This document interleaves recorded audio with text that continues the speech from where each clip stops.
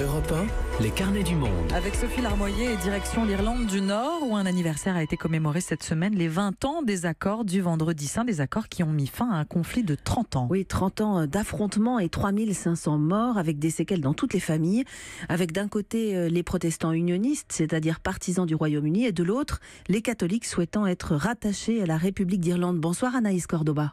Bonsoir. Vous êtes correspondante d'Europe 1 à Londres, mais vous étiez en Irlande du Nord il y a quelques jours. Ce 20e anniversaire d'un accord qui a ramené la paix a été terni par le Brexit parce qu'il y a un risque réel de retour d'une frontière entre le Nord et la République d'Irlande, au Sud. Les questions identitaires et commerciales qui en découlent sont une véritable bombe à retardement en Irlande du Nord, mais paradoxalement, certains républicains essayent de se saisir de cette situation comme une opportunité inespérée. Oui, parce qu'ils entrevoient la possibilité d'accomplir un rêve qui, avant la victoire du Brexit, était encore un tabou, celui de la réunification avec la République d'Irlande au Sud. Oui. Le Sinn Féin, qui est le deuxième parti politique en Irlande du Nord, a lancé le débat, a démarré sa campagne et il réclame un référendum sur cette question pour 2023. Alors s'il avait lieu aujourd'hui, ce référendum, seulement un tiers de la population se prononcerait pour la réunification de l'île. Alors pourquoi ce serait différent en 2023 ? Question de démographie, les catholiques font plus de bébés que les protestants et ils sont majoritairement favorables à une Irlande unie. Les sondages montrent aussi que ceux qui veulent a priori rester dans le Royaume-Uni pourraient basculer dans le camp de la réunification en cas de Brexit dur. Alors pour prendre le pouls sur cette question, vous êtes allé dans la ville de Derry, Londonderry.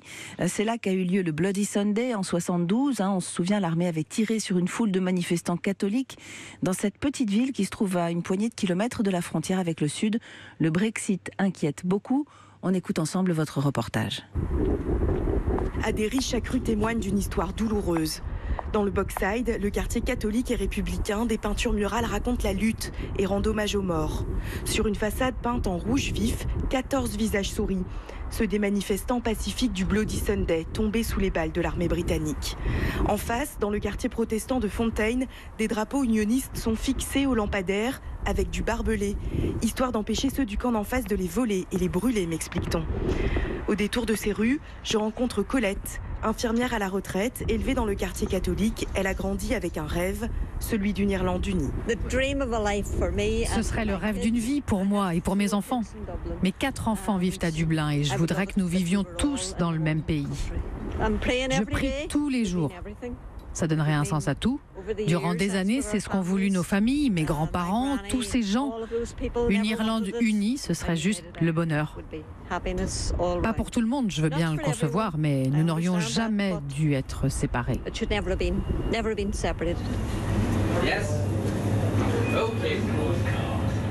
Dans sa boucherie du centre-ville, Jerry s'éloigne de ses clients et baisse la voix pour parler de ce sujet sensible. Il a grandi à Derry pendant les troubles et il n'aspire aujourd'hui qu'à vivre en paix. Mais le Brexit vient tout perturber. Son identité d'abord, car lui a choisi d'avoir un passeport irlandais et non britannique. Ce droit offert à tout Nord-Irlandais pourrait être remis en cause. Et puis, les éleveurs avec qui il travaille viennent des deux côtés de la frontière. Alors, la réunification apparaît désormais comme la seule issue possible, même pour lui, qui jusqu'ici ne la réclamait pas spécialement. Ça deviendra peut-être compliqué de faire venir du bœuf de Donegal qui se trouve juste de l'autre côté de la frontière. Peut-être que de nouvelles régulations seront mises en place avec des contrôles à la frontière. C'est inquiétant. Donc, laissons la Grande-Bretagne partir de son côté si elle le veut, mais laissez-nous tranquilles. Laissez-nous faire partie de l'Union européenne. Rendez-nous notre pays. Un jour, l'Irlande sera unie. Alors, pourquoi repousser ce qui de toute façon arrivera ? On devrait s'y mettre dès maintenant. La réunification, un autre Jerry. Jerry O'Hara y travaille depuis 40 ans. Membre du Sinn Féin, le parti républicain, c'est une figure de Derry. Ancien maire de la ville, aujourd'hui il tient le centre culturel irlandais au cœur du quartier catholique. Dans cet espace moderne et chaleureux, il organise des cours de gaélique et une fois par mois, un dialogue intercommunautaire qui réunit catholiques et protestants.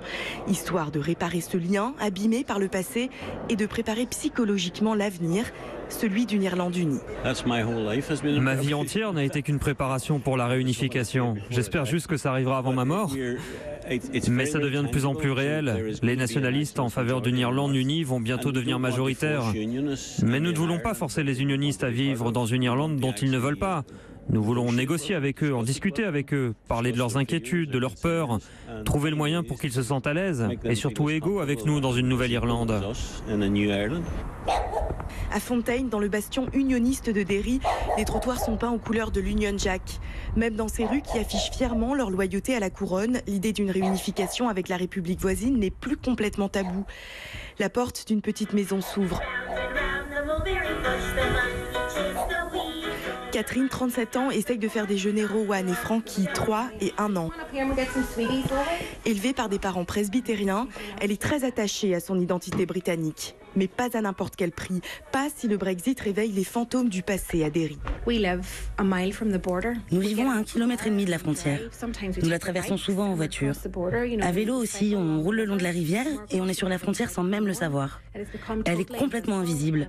On sait juste qu'on est dans un pays différent parce qu'on paye en euros dans les magasins. Et donc si tout à coup, à chaque fois qu'on traverse, il y a un contrôle, c'est toute notre vie quotidienne qui va être impactée. Et avec le potentiel ralentissement de l'économie ici à cause du Brexit, tout ça pourrait me rendre en quelque sorte moins unioniste. Tout ça pourrait me faire envisager la possibilité d'une Irlande unie.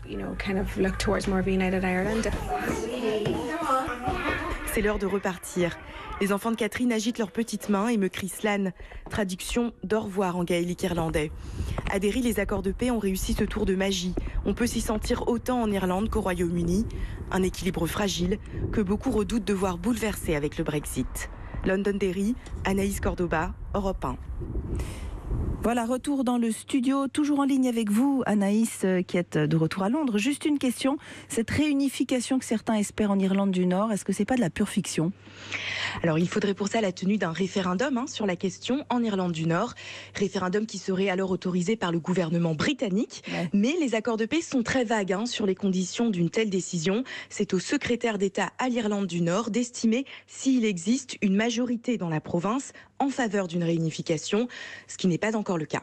Voilà, et en République d'Irlande, donc au sud, beaucoup souhaitent cette réunification à Dublin. Le Parlement est même en train d'étudier comment elle pourrait avoir lieu dans la paix. Dossier à suivre donc. Merci beaucoup Anaïs et à bientôt dans les carnets. À bientôt.